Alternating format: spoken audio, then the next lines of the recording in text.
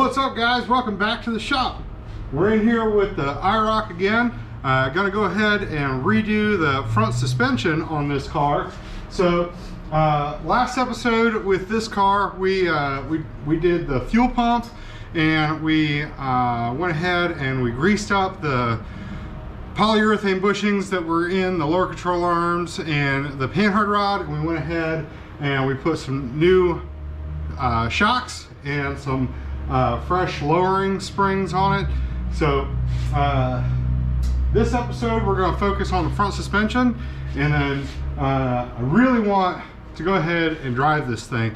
At this point I've just taken it kind of up to the end of the street and back because I needed to turn it around and get it all situated in the garage here. So just a quick little run up the road. So it's 22 degrees in the shop this morning, and it fired right up perfectly. It sat there and idled, had no issues whatsoever. It came up to temperature like I thought it should. So yeah, so let's go ahead and get dirty.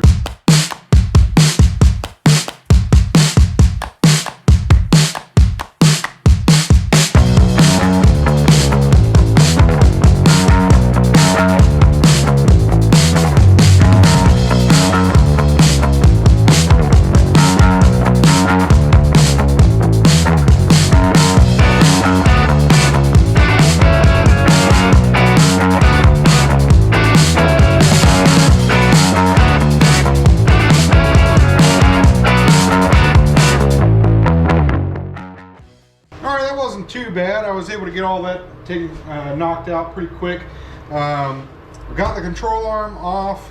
I was kind of hoping, because the back had the polyurethane bushings, I was kind of hoping that this was going to have poly bushings up here, but no such luck. So I can't tell if these are the factory bushings or not, but they definitely are cracked and checked pretty good, and they're pretty hard.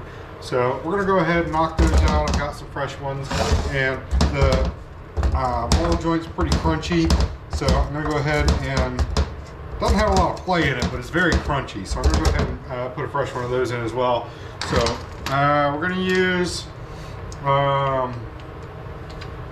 geez, what's this thing called? The, pneumatic hammer. That's what this is. Sorry. To knock the control arm bushings out, and I've got a ball joint press for doing the ball joint, so we can get into it.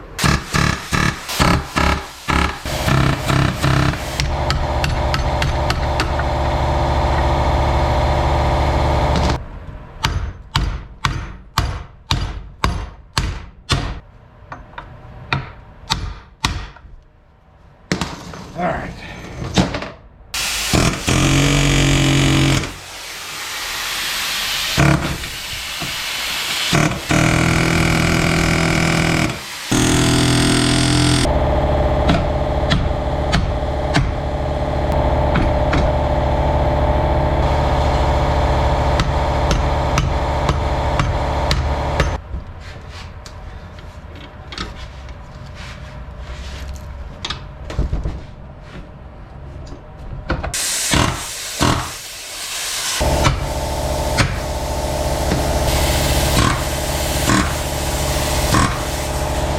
Okay, so what you might have seen me doing there, or noticed what I was doing there, was I was actually kind of unsqueezing the arm. You got to be real careful when you're doing these, because you can absolutely squish this part of the arm completely together as you're trying to drive the old stuff out of the new stuff in.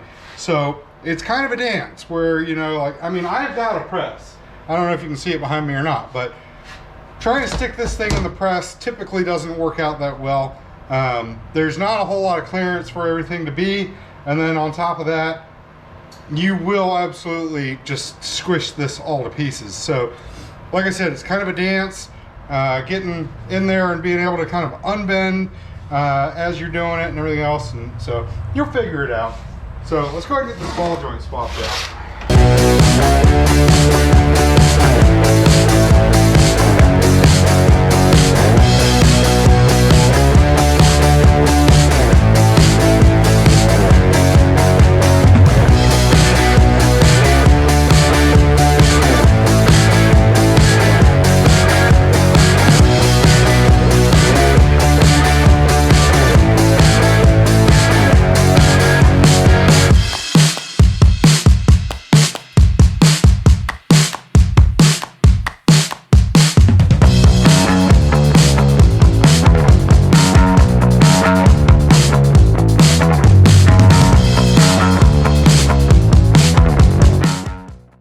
control arm's rebuilt. We can go ahead and start reassembly. Alright, so putting these back in is not too bad. Can be a little bit of a pain to get everything lined up. Just, you know, be willing to throw a little muscle at it, you'll be fine. Or get you an alignment punch, which I'm going to do right this second.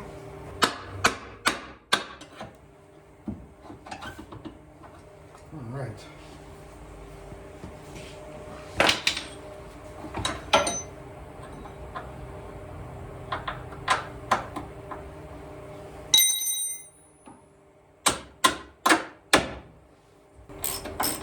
Okay, so I'm just snugging these bolts up right now. On a car with rubber controller and bushings, typically what you'll do is you'll put the thing to ride height and then final tighten all your fasteners, because the way that rubber bushings work is that they sit still. They're bonded to their their inner core and their outer shell or whatever. And then they stay put, they don't rotate. That's why we don't use them in race car stuff. Because in race car stuff, we want all this stuff to articulate nice and free. So, but on street car or daily driver type stuff like this, you want that to, it's only going to twist within a certain range. So if we tighten that down before sitting it at ride height, then we risk binding it, and that won't be good either. So,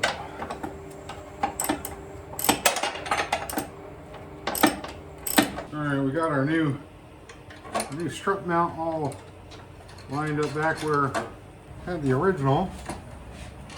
Alright, it's not lined up. It's moving all over the place actually. But I'm going to line it up before I tighten the nuts down. So there.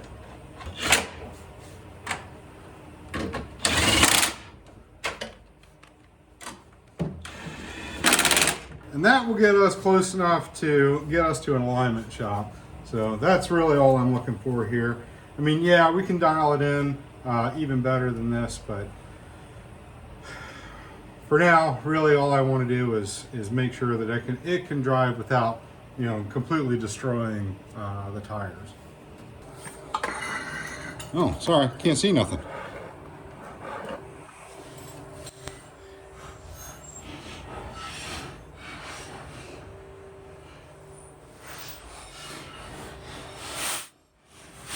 Okay, so as you can see, that these springs have about the same free height. Free height meaning the amount of, or how tall it is in an unsprung state. So, but as you might be able to notice, there's a lot more coils on the new UMI spring than there is on the factory one.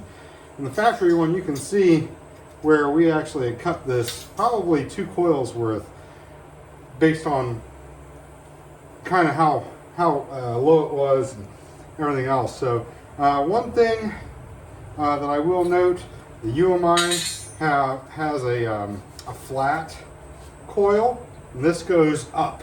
All right, so I went ahead and I've already got this one done.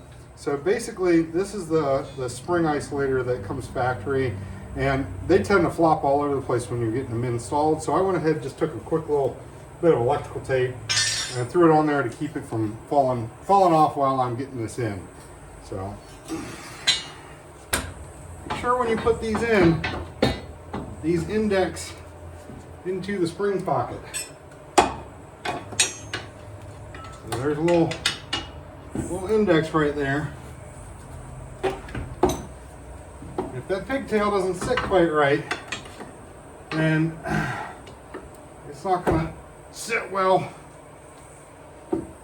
It's gonna keep the car hung up. The ride height won't be right. That's what I was trying to get out. Okay, I got a bigger crowbar.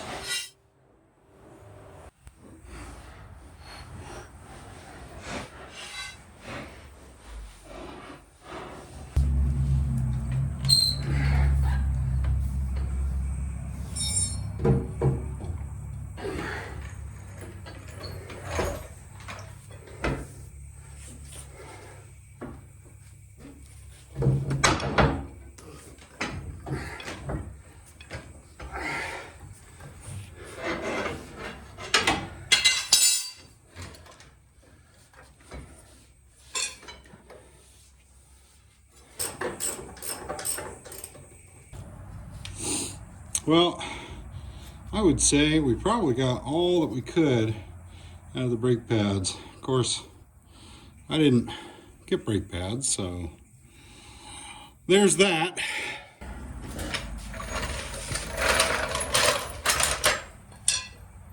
All right, well, we got that side all back together, so I'm gonna go ahead and do the other side, and then I will catch up with you guys when it's time to get the steering stuff in.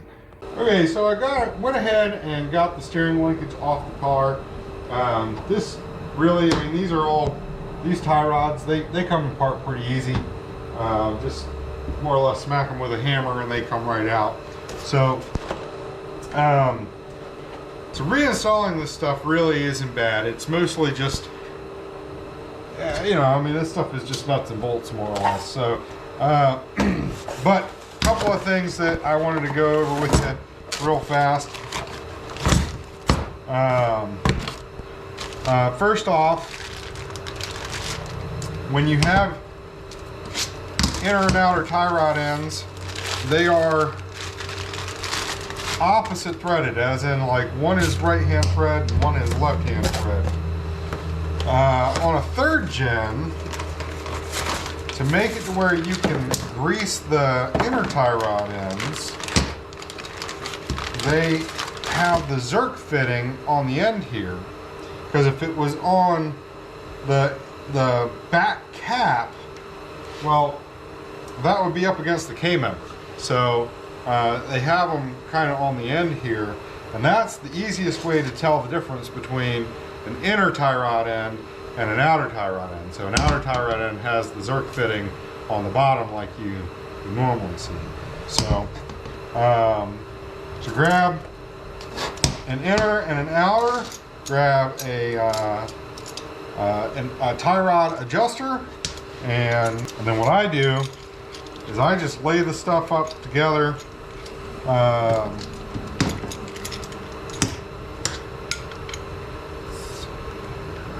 Yep, one's left-hand thread, so the inner tie rod is left-hand threaded.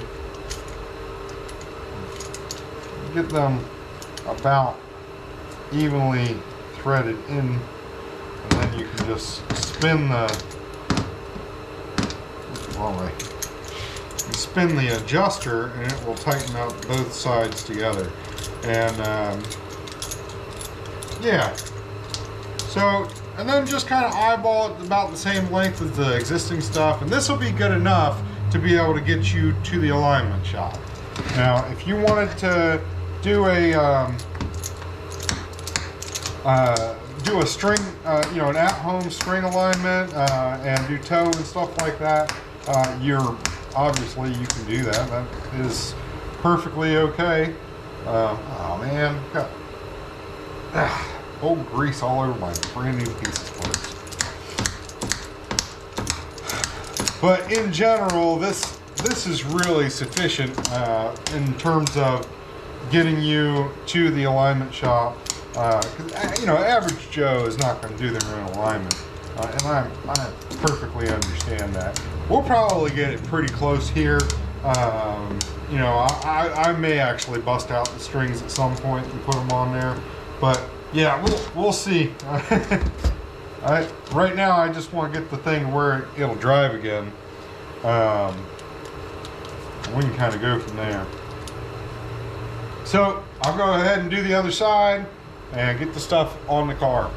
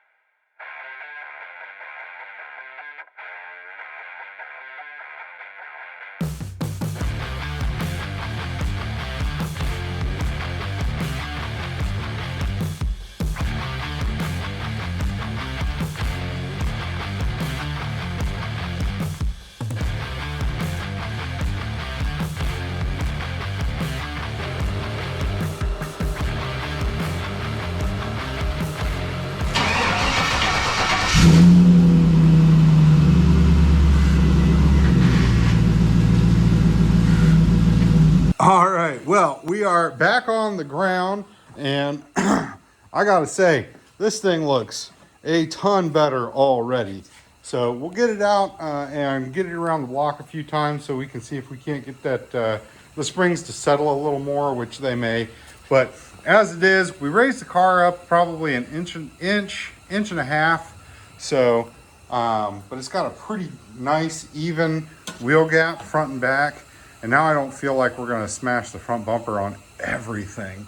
So, but, this is looking really good. So this is a really good day in the shop. So let's go ahead and get this thing out on the road. Let's take it for a ride. All right, we're gonna go for a quick little ride, see how she does. Where are we going? We're gonna go up there. No, I gotta run away. Daddy's too cold in here.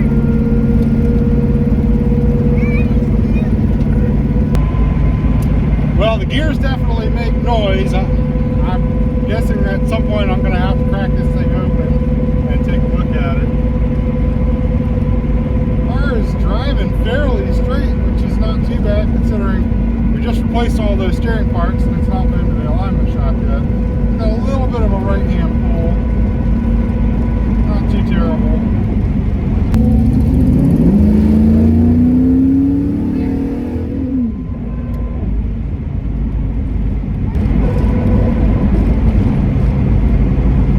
Everything inside the car seems like it's loose, either missing hardware or loose. So there's quite a bit of rattles. I don't know if it's picking up on the camera or not. Got an exhaust tick or something. So there's definitely something going on there. Fun, James?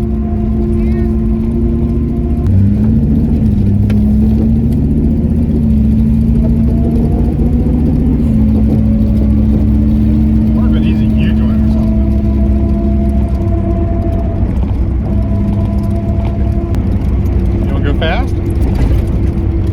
Motorcycle fast. Motorcycle fast? Yeah.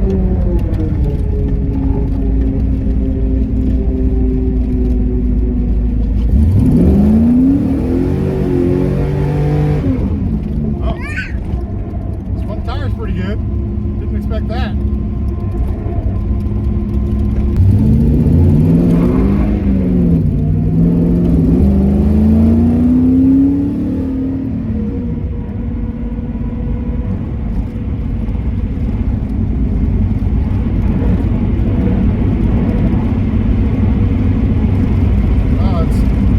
Pretty steady at 212 degrees.